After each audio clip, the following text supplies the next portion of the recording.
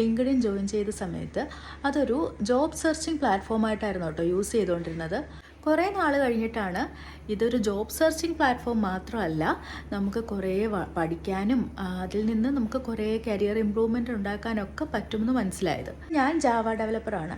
അപ്പോൾ നല്ല technical contents ഇടുന്നവരെ നമ്മൾ ഫോളോ ചെയ്ത് കഴിഞ്ഞാൽ നമുക്കിപ്പോൾ ജാവ 17 അല്ലെങ്കിൽ ജാവ 21 അങ്ങനെ പുതിയ പുതിയ അപ്ഡേറ്റ്സ് വരുമ്പോൾ അതിലെയൊക്കെ പുതിയ ഫീച്ചേഴ്സ് ഭയങ്കര സിമ്പിളായിട്ട് പറഞ്ഞു തരുന്നവരുണ്ട്.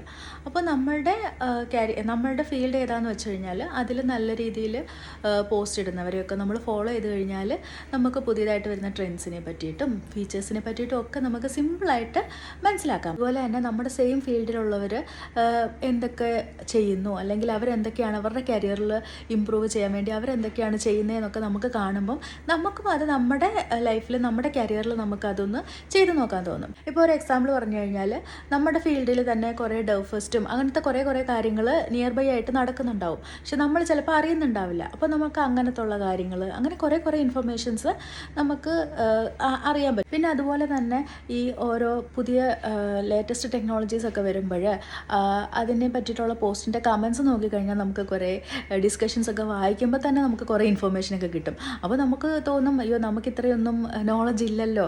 അപ്പോൾ അങ്ങനെ നമുക്ക് കുറേ ഇൻഫർമേഷൻസ് കിട്ടും. അപ്പോൾ നമ്മളുടെ ഫീൽഡിലെ ടെക് ലീഡ്സിനെ മാനേജ്മെൻറ്റ്സിനെ ആർക്കിടെക്ട്സിനെ അങ്ങനെ എല്ലാവരെയും കുറേ പേരെ ഫോളോ ചെയ്യുക. അപ്പോൾ നമുക്ക് ലേറ്റസ്റ്റ് ടെക്നോളജീസിനെ പറ്റിയിട്ടും പുതിയ ഫീച്ചേഴ്സും അങ്ങനത്തെ കുറേ ഇൻഫർമേഷൻസൊക്കെ നമ്മൾ പോലും അറിയാതെ നമുക്ക് വായിക്കുമ്പോൾ നമുക്ക് കുറേ ഇൻഫർമേഷൻസ് കിട്ടും.